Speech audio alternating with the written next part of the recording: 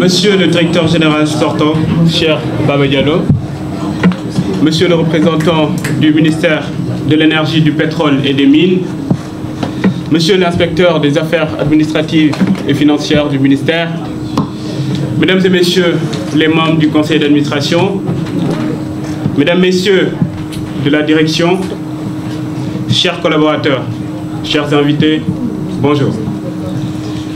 Permettez-moi avant tout d'adresser mes remerciements à son Excellence, Monsieur le Président Bassirou Diomaye Diakhar Faye, Président de la République du Sénégal, son Premier ministre, Monsieur Ousmane Sonko, et le ministre de tutelle, Monsieur Birame Souleye Diop, de m'avoir accordé leur confiance en me confiant à la direction générale de l'Agence sénégalaise de l'éducation rurale.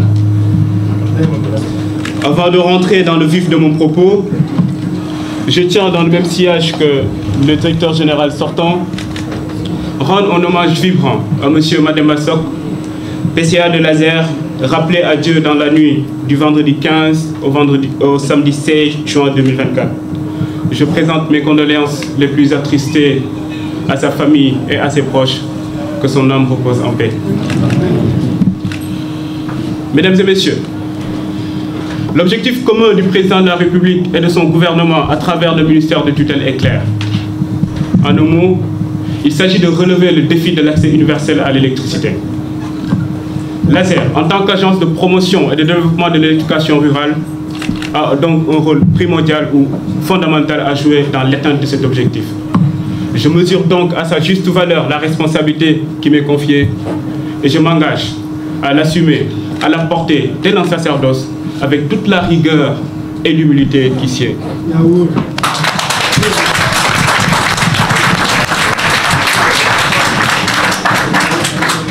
Ma conviction, et c'est une lapalissade, est que l'accès à l'électricité est un droit fondamental et fait partie des services essentiels que tout Sénégalais est en droit d'attendre de l'État. L'électrification rurale revêt donc un enjeu d'équité sociale, une valeur chère à notre doctrine politique qui lutte contre toutes les inégalités. Dafa jot li ñëpp bokk ñëpp jot ci.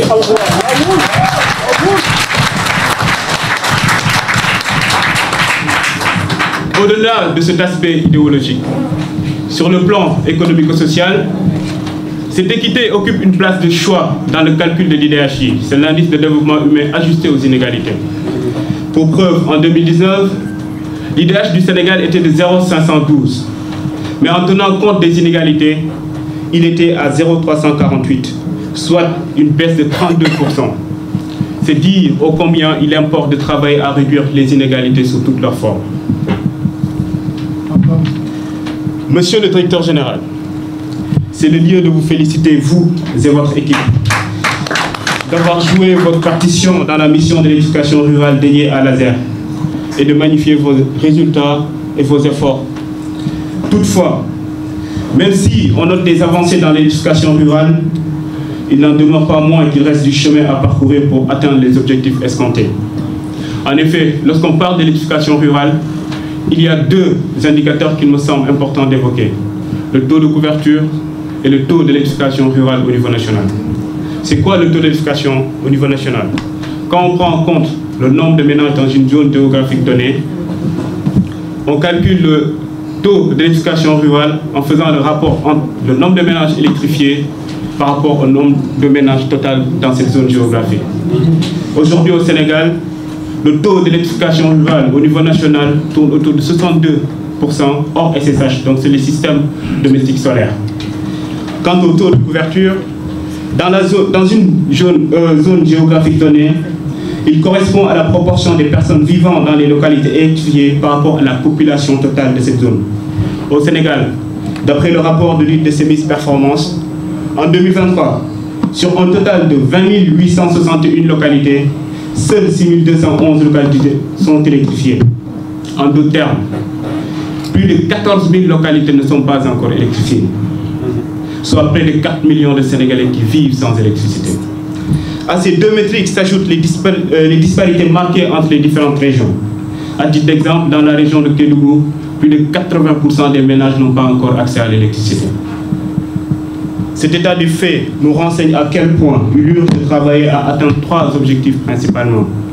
Objectif numéro 1, diminuer le gap existant entre les différentes régions dans un souci d'équité sociale. Objectif numéro 2, augmenter la célérité de l'accès universel à l'électricité avec une planification rigoureuse et une exécution efficace des projets. Objectif numéro 3, remettre l'ASER au cœur des programmes d'électrification rurale afin qu'elle joue.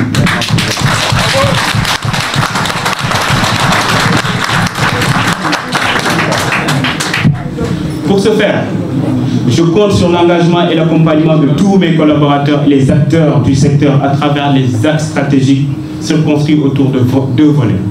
Le volet macro et le volet micro, ou l'aspect interne à l'ASER.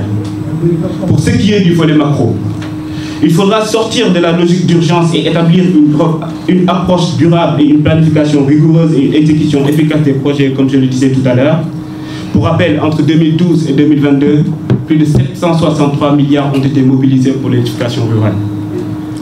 2 plans stratégiques ou 2 plans d'urgence ont été mis en place.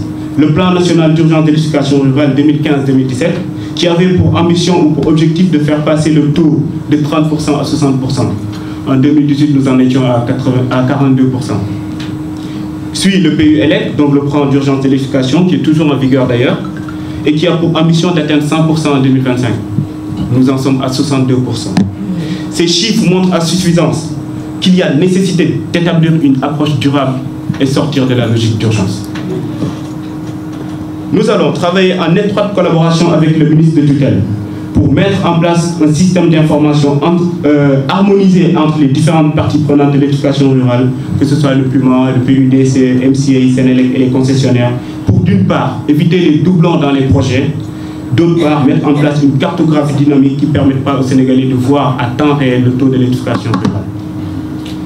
Nous travaillerons à impulser une nouvelle dynamique en collaboration avec le secteur privé dans l'optique de baisser les coûts de l'éducation rurale.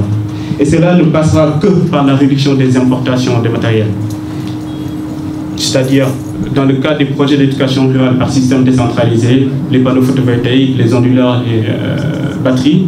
Et pour ce qui est des projets d'éducation rurale par extension réseau, les câbles, les accessoires de ligne, les poteaux en bois qui sont toujours importés, etc.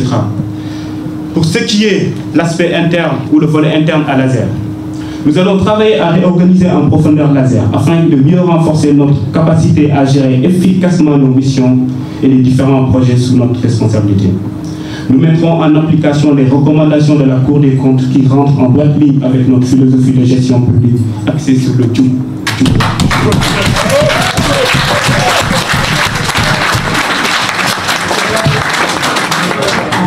Après discussion avec les différents acteurs de l'écosystème, nous allons travailler à relancer si pertinent les projets à l'arrêt tels que OS Mina, PI 218, etc.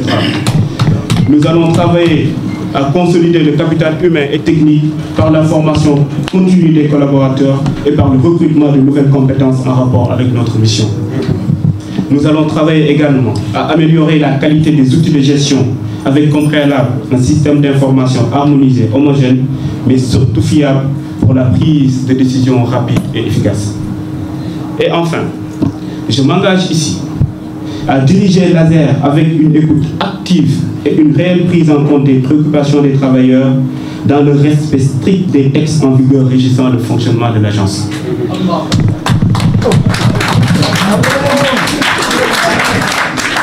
Les représentants syndicaux trouveront en moi un interlocuteur attentif, déterminé à améliorer qualitativement les conditions de travail, mais aussi un interlocuteur très à cheval sur les principes qui fondent notre vision politique. Tous ces axes stratégiques devront aboutir à 3 résultats principalement. D'abord, une prise en main ou une reprise en main en tant que chef d'orchestre de l'éducation rurale afin de faire jouer à l'ASER pleinement son rôle. Ensuite, garantir que nos services s'inscrivent dans la logique de durabilité et d'efficacité. Enfin, atteindre l'accès universel à l'électricité.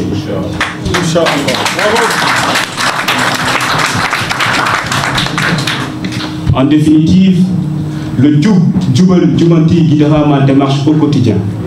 Tous mes collaborateurs devront par conséquent le prendre comme base éthique et déontologique qui orientera leur conduite et comportement de tous les jours dans le cadre de la longue mission de service public qui nous lie. La jeunesse étant synonyme de dynamisme, d'audace et d'innovation, l'ASER, sous ma direction, devra compter sur ses atouts adossés à une démarche professionnelle rigoureuse.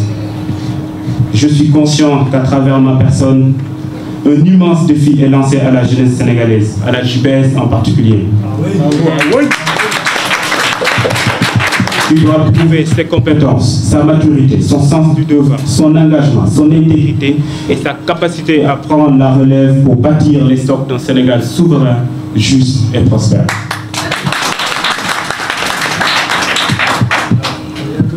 L'enjeu est donc de taille, mais rien ne résiste à une jeunesse responsable, une jeunesse foncièrement patriote, une jeunesse qui s'abreuve de la source d'illustres hommes et femmes tels que Cheikh Anta Diop, Mamadou Dia, Thomas Sankara, Aline Sitoé Diatta, etc.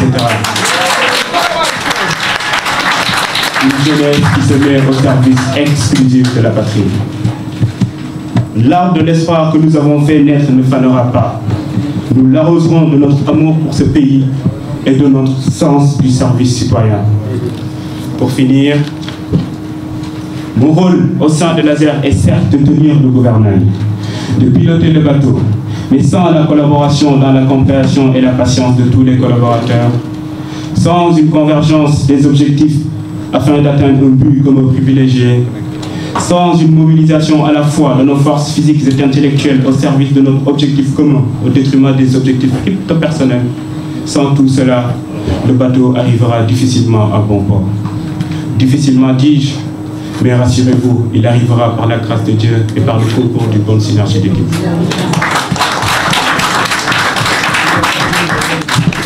Je compte donc sur vous, chers collaborateurs, afin qu'ensemble nous puissions réussir au grand bonheur du monde rural. Je vous remercie.